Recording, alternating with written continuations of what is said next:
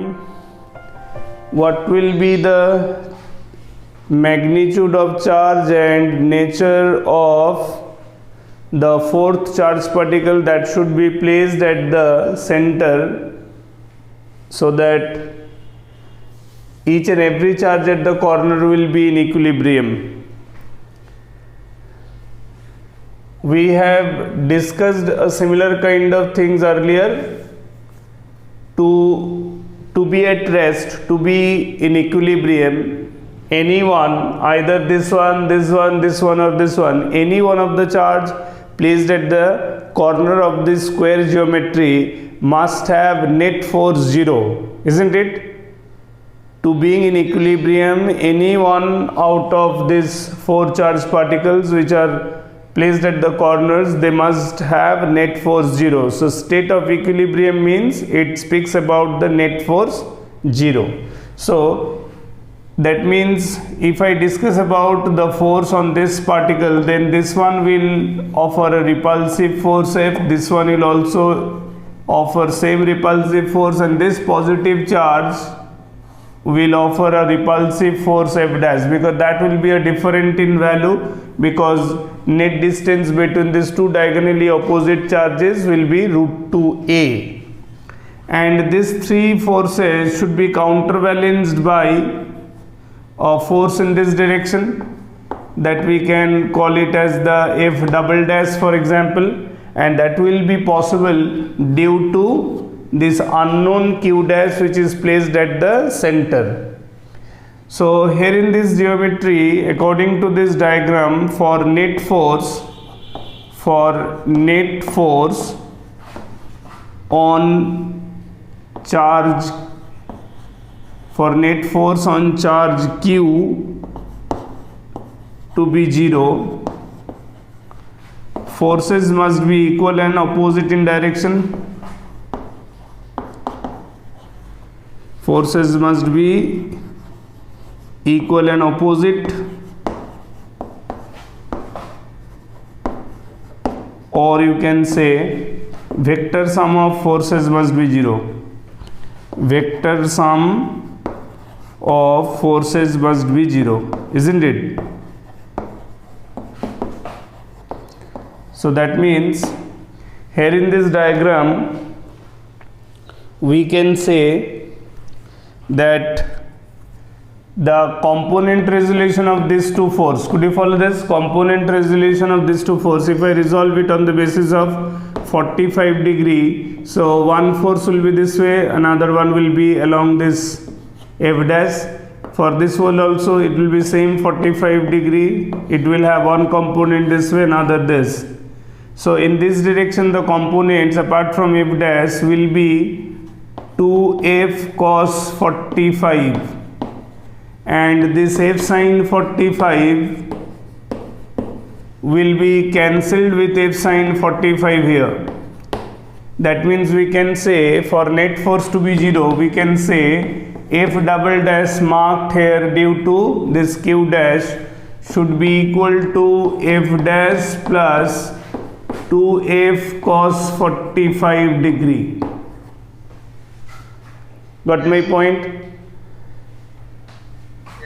So f double dash means it is kq into q dash by this distance which is the half of the diagonal, that is a by root 2. So this is a by root 2 square, that is equal to f dash will be kq square by 2a square, that is root 2 a whole square plus 2 into kq square by a square into cos 45 is 1 by root 2.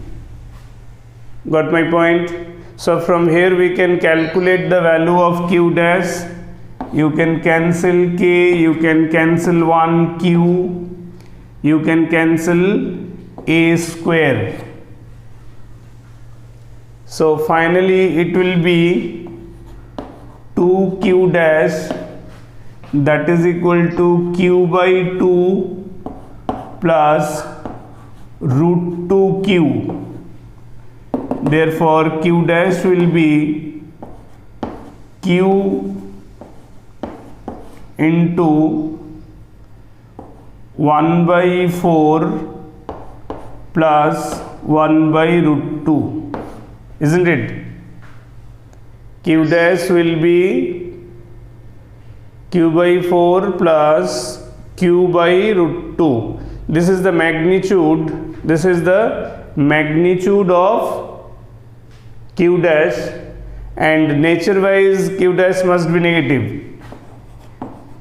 Q dash must be negative, then only this f double dash can have its direction acting opposite to the diagonal line of f dash. So this will be the magnitude of q dash, and the nature, as it has been asked here, to maintain the entire arrangement at rest, that means equilibrium position. Note down this.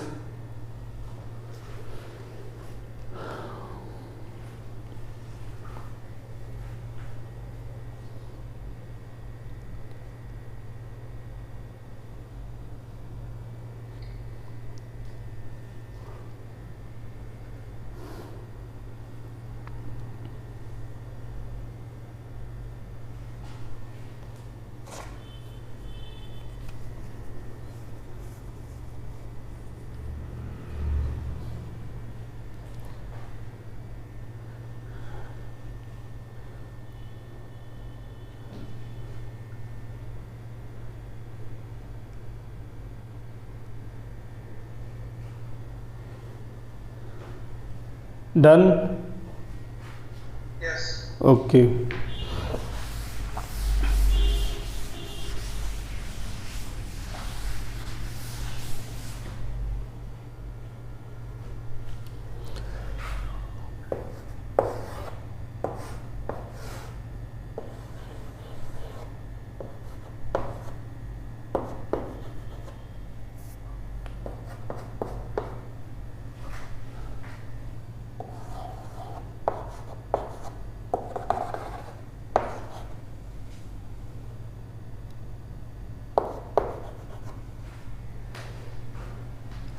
Initially, in this question you can see, as per diagram, there is a charged particle of charge q and mass m suspended with the help of a light inextensible string.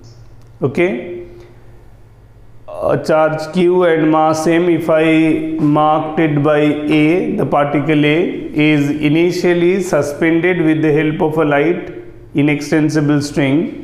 Then there is another charge, identical charge particle B, having the same charge and mass m, initially brought from a point along the horizontal line, and the initial separation was much greater than the length of the string. Okay. So, as it will be brought closer to the charged particle A, what will be the change in tension in the string which is supporting the charge A to remain suspended? Could you follow my question? As the charged particle A having charge q and mass m is suspended by the help of a light inextensible string, and another identical charged particle marked as B is initially at much larger distance of separation than that of the length of the string, and if it is brought closer along the line shown, dotted line, if it is brought closer to the charged particle A, then what will be the change in tension value of the string? That means, if I want to say that, and also along with it also answer the equilibrium position of the particle A.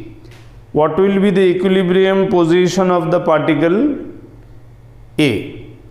You have to answer two things. First, the change in tension in the string as the B is brought closer to A, and second, what will be the equilibrium position of the particle A.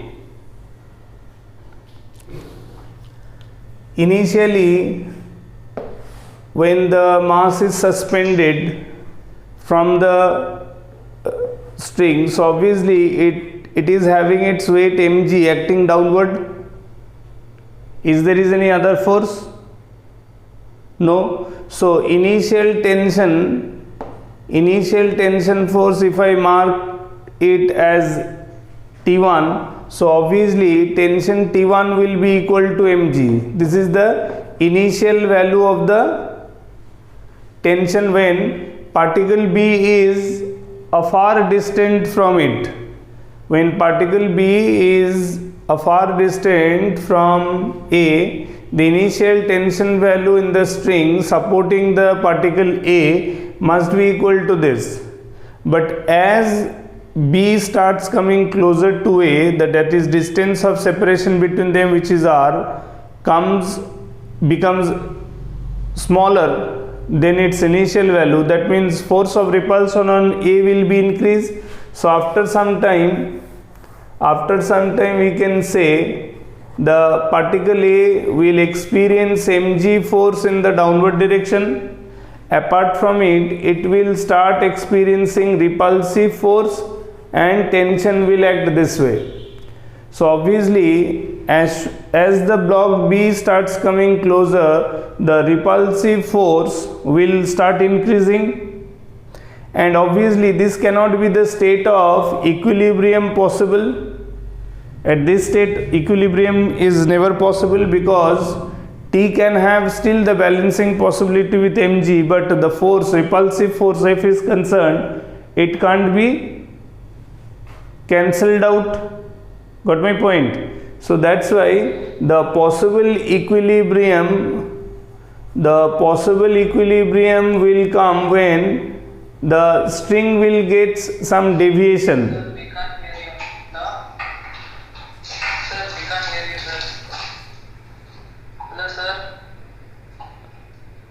Yeah, can you hear me? Yeah. Okay. So once B comes closer,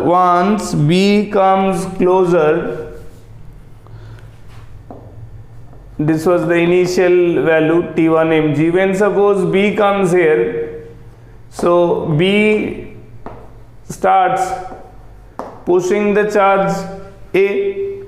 So repulsive force acts and that helps the mass to get some deviation from vertical. Got my point? So a time when it will be deviated by some angle theta and still the force of repulsion will be taken horizontally rightward, mg is still taken vertically downward.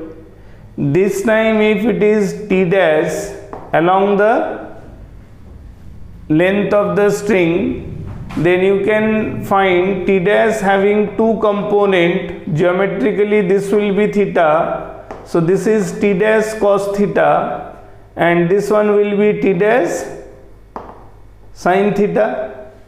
So here it is T dash cos theta will balance mg, T dash cos theta will be balancing mg, and F will balance, and T dash sin theta will balance F. Got my point?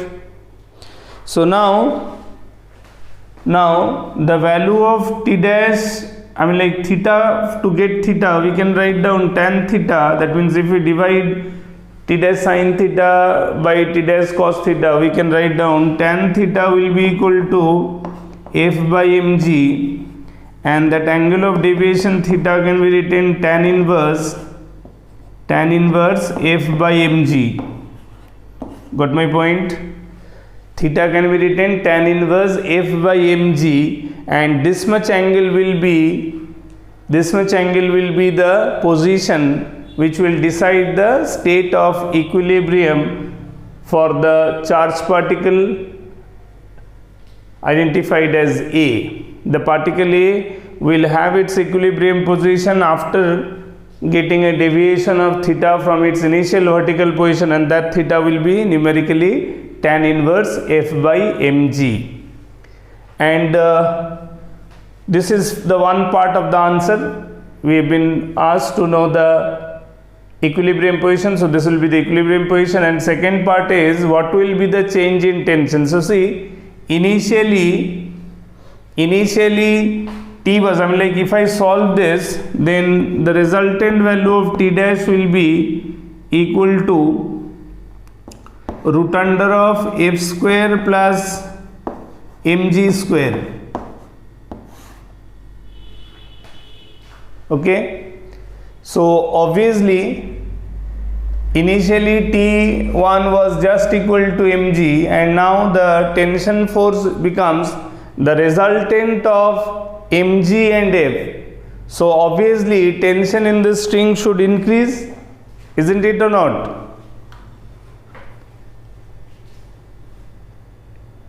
As my question was, as the charged particle B will be taken closer to the particle A, the value of, we had to find the change in tension value.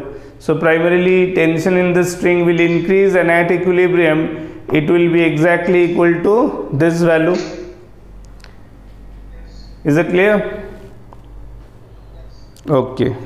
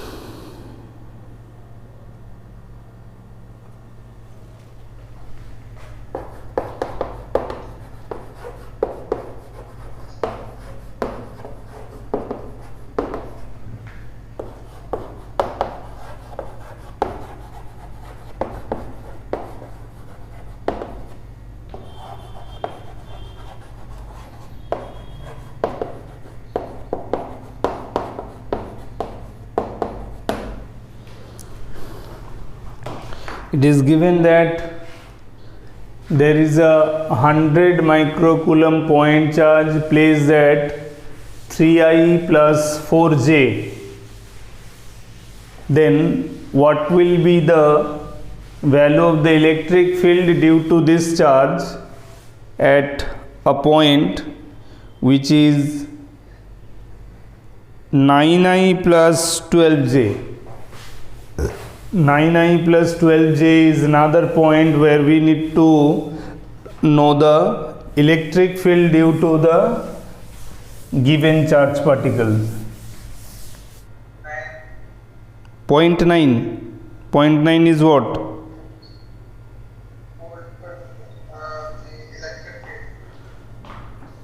No. See,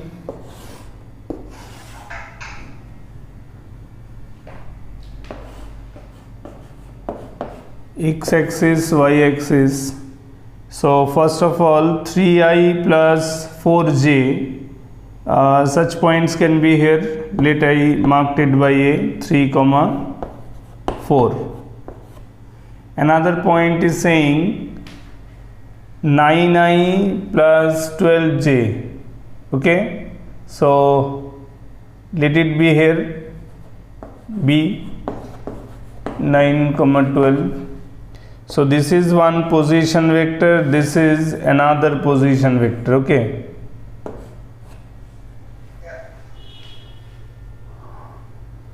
so we have to find electric field due to this charge. Here the position of charge q is here, and this will be the distance r.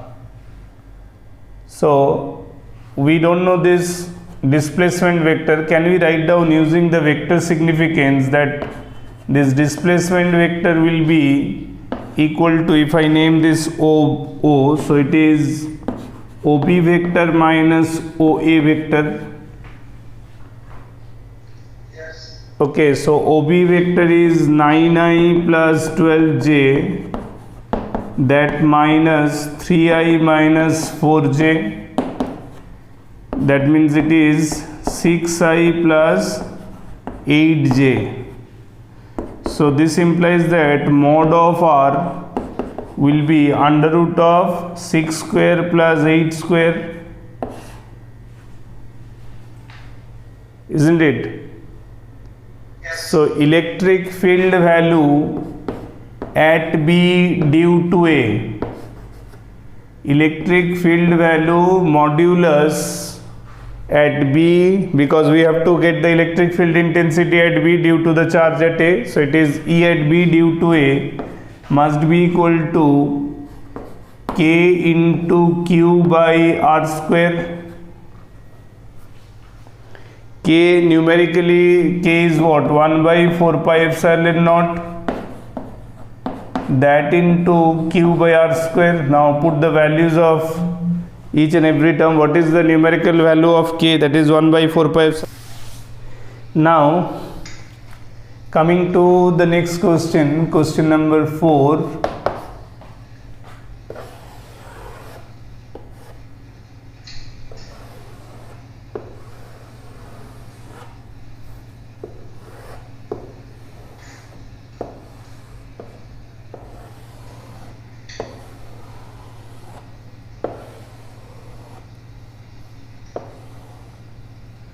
These are 3 identical charged bodies. Okay, each of radius r, all 3 are having same charge q each and having same radius r also. Okay, so what will be the force on one of them due to the 2 other charged bodies? There are 3 identical spherical charged bodies. Let the bodies identified by A, B, C. 3 identical charged bodies A, B and C. All 3 are identical in dimension as well as in charge stored. So what will be the force experienced by anyone either at A due to B and C, or at B due to A and C, or at C due to A and B? So what will be the force experienced by any one due to the 2 other charged bodies?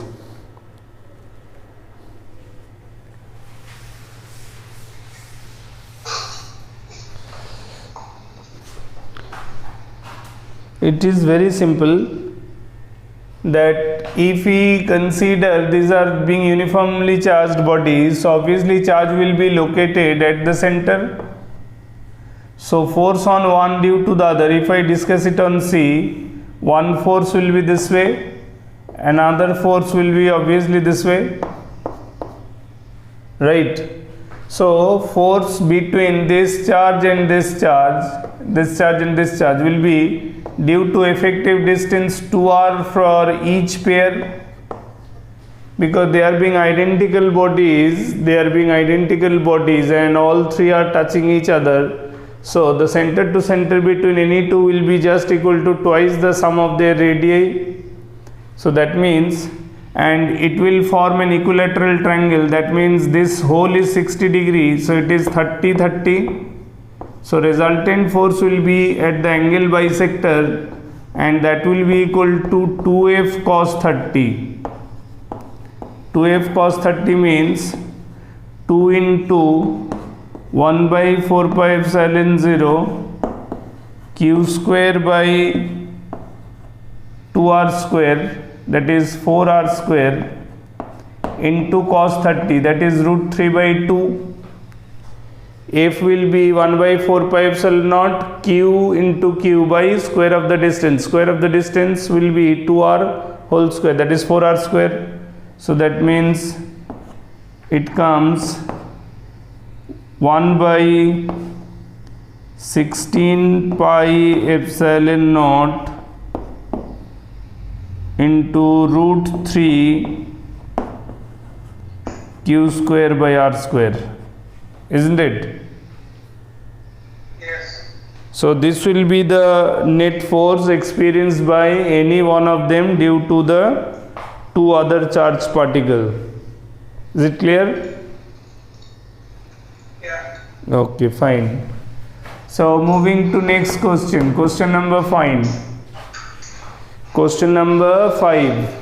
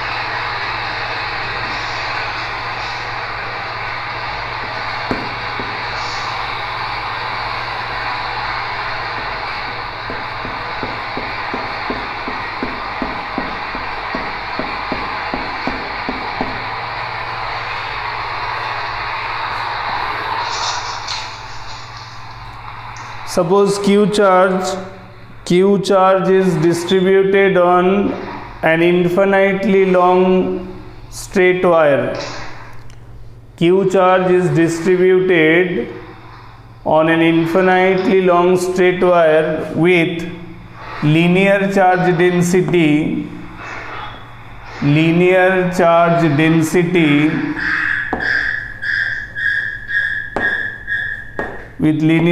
density is lambda. A one-dimensional charged rod is having linear charge density lambda, and the charged rod is infinitely long. Then what will be the electric field strength due to this infinitely long charged rod at a distance p, which is x distance from the rod? At a point p, which is x distance from the rod, when the rod is having linear charge density lambda and is of infinitely long, then how can we find the electric field at the point p? Do you remember the symmetry arrangement we discussed? We know that electric field strength formula, or the electrostatic force that can be calculated for point charge bodies. The fixed charge body must be point charge. Okay, then only we can discuss about the electric field strength at a point by knowing the force on a +1 test charge at that required point. So we can assume the presence of +1 test charge at P, but we have to consider small element charge out of the total charge available on this infinitely long straight charged conductor. Could you follow this? So we can go ahead for the calculation for small elements taking dl in length on either side of the line OP, so that these two elements can be identified as a pair of symmetry with respect to point P. So now if I discuss the force due to the charge appearing on this two identical element, let these charges be dq each, okay, and these elements are at distance small l from the point O. The forces will be like this, dE each due to each small element charge. Geometrically, if these two angles are theta each and this angle subtended, let it be d theta. Could you follow this? Therefore, the net force at P due to this one pair of identical elements can be written by 2dE cos theta, because both of the d will have their cos theta along this and their sin theta component will be perpendicular to OP and they will be cancelled out. Clear? So that means net electric field strength, net electric field strength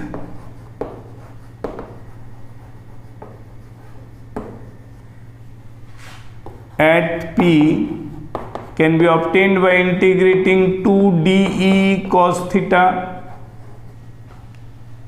Clear?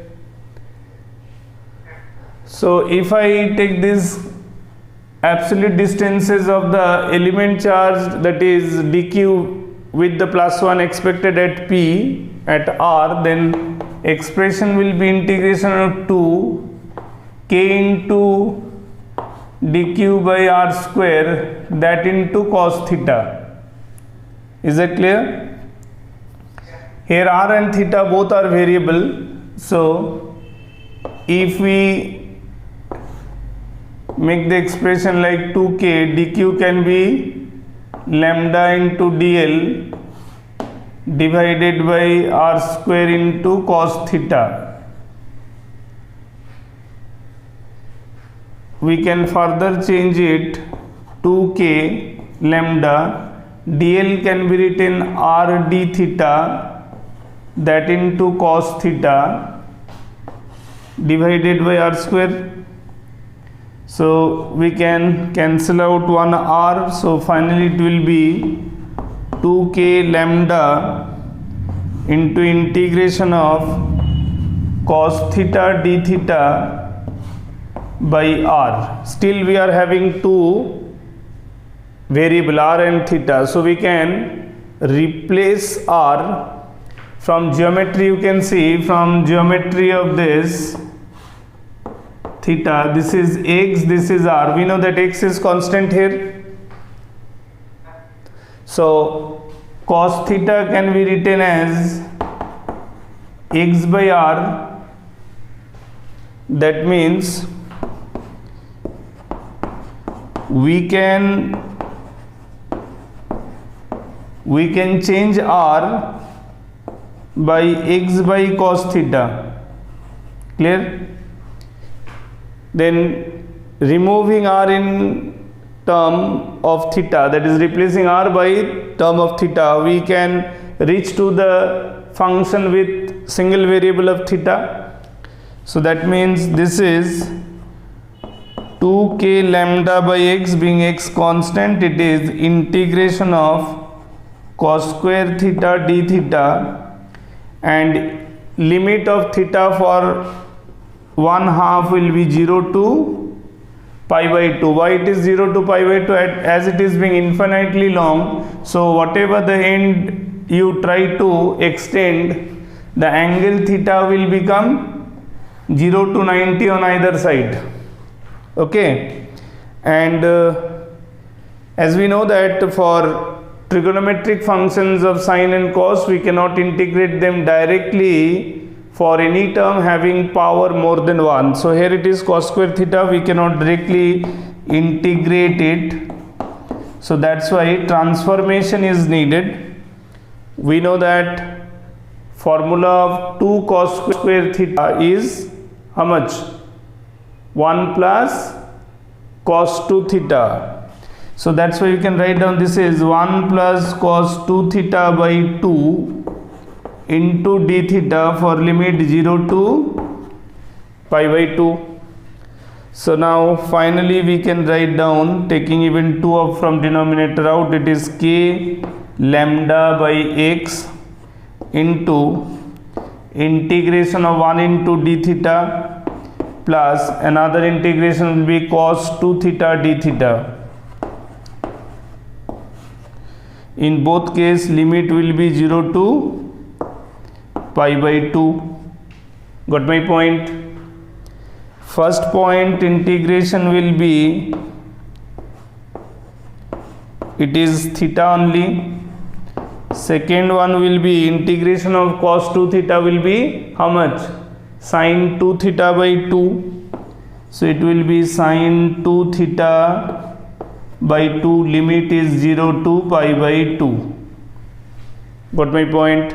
So value of upper limit substituted, it will be k lambda by x into theta means pi by 2 plus sine of 2 into pi by 2 is sine pi. So sine pi by 2 minus 0 in, for putting 0 over here and for putting 0 over here, or totally it will be 0. And what is the numerical value of sine pi? Tell me numerical value of sine pi. Minus 1, sir. No, cos pi is minus 1, sine pi is 0. Integral multiple of pi for sine is always 0. So this part is also 0, okay? Sin pi is 0, so final answer will be only, that is k lambda pi by 2x. Got my point? K lambda pi by 2x. So final electric field becomes, the sum of this will be k pi lambda by 2x. So this is the electric field at the point P at a distance x from a linearly charged, infinitely long charged rod. Could you follow this? Yes. Yeah, it is an interesting derivation, so note down this.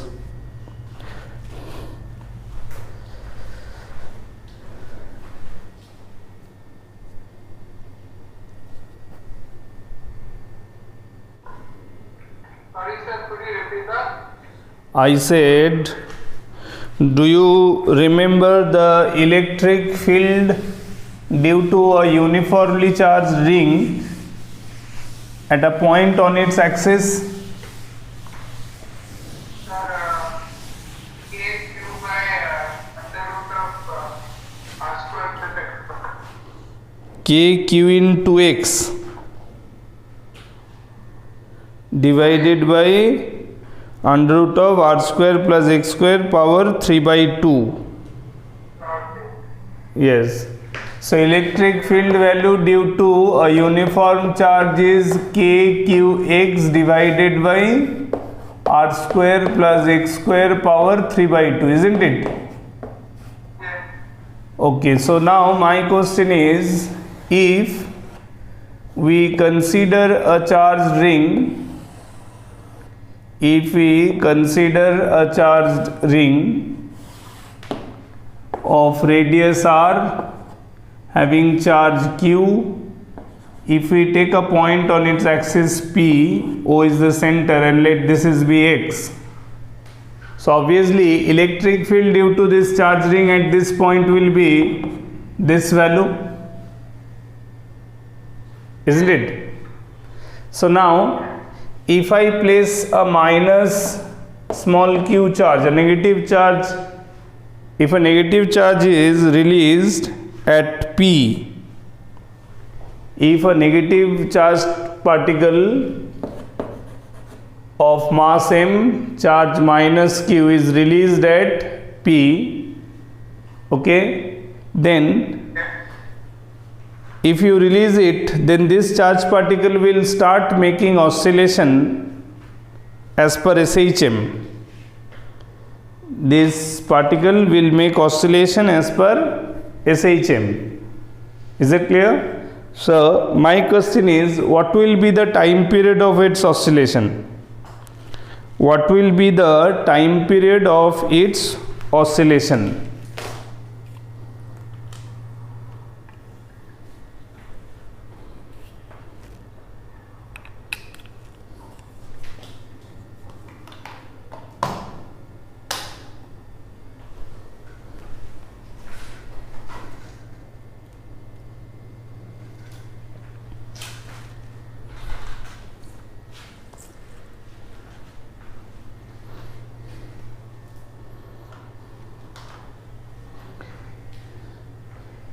Due to this charge, if this is the electric field,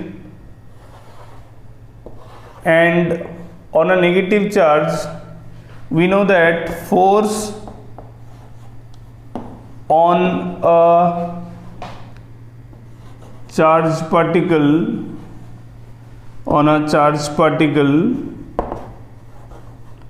of charge Q in electric field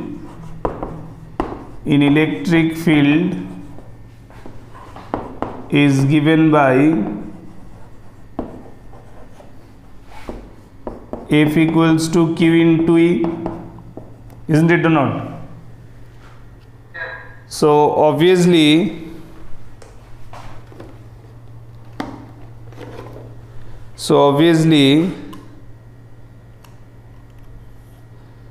this negative charge particle must experience force in this direction, because the force on a positive charge particle appears in the direction of the electric field. If the electric field at axis point P due to this charged ring is along the axis away from the center of the circle, then on negative charge at such position where electric field is known to us, it will experience inward force. That means force will be towards the center of the circular ring, isn't it or not? Okay, fine. So we can write down that force as K into capital Q into small q, that into x, divided by r square plus x square to the power 3 by 2.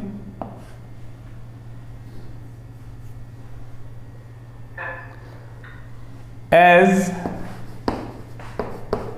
this force experienced by charge minus q is opposite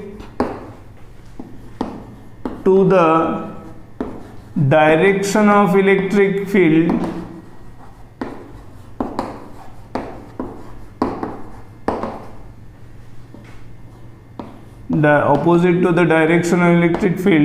therefore it can be said to be the restoring charge, the restoring force,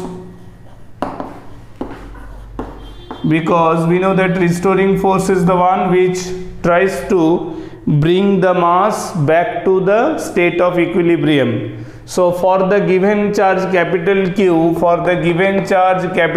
which is appearing on the circumference of the ring, what is the equilibrium position? That is the null point, zero electric field position. Which one should be the zero electric field position? Pardon? At the center center. Absolutely at the center. So that means this can be the probable equilibrium position.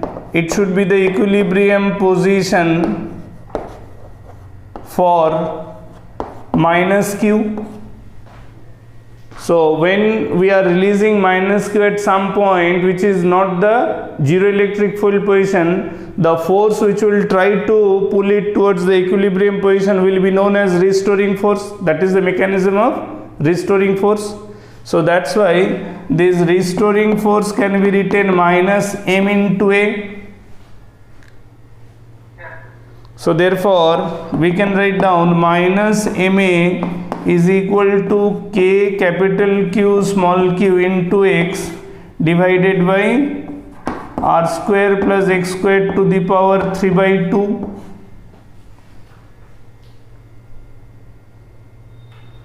Got my point? So therefore A can be written minus of k capital Q small q by m. See, this x is, for x to be very small in comparison to small r, we can make this is as equivalent as r square. So it will be r cube then, that into x, when r square is much greater than x square. Okay, when r square is much greater than x square. So we can write down this is a constant k cube by mr cube. So therefore A can be written as minus omega square x, that is acceleration is coming proportional to the negative displacement, which is the condition of SHM. A is proportional to minus x is the condition of SHM. Therefore the constant part is, which is the proportionality constant, that is omega square. So omega will be, therefore omega will be under root of k capital Q small q by m into smaller cube. So therefore finally time period of oscillation in SHM is 2 pi by omega. So it will be 2 pi into under root of m r cube divided by k capital Q into small cube.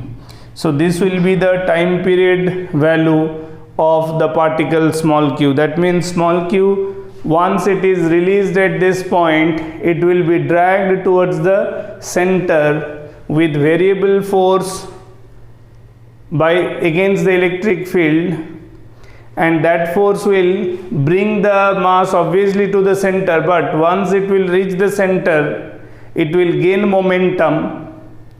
Though it will be the equilibrium position, but as because the charge particle small q, small minus q, will reach the center of the circle with gaining kinetic energy, so it can't stop itself at that point. So in spite of reaching the equilibrium position, it will cross the center along this line. It will travel along the axis penetrating through the center of the circular ring, move to the other side, and it will again come to momentarily at rest, traveling the same distance x on either side.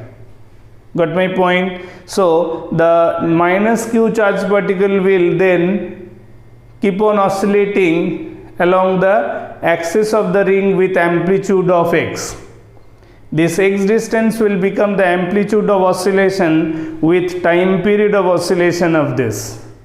Got my point?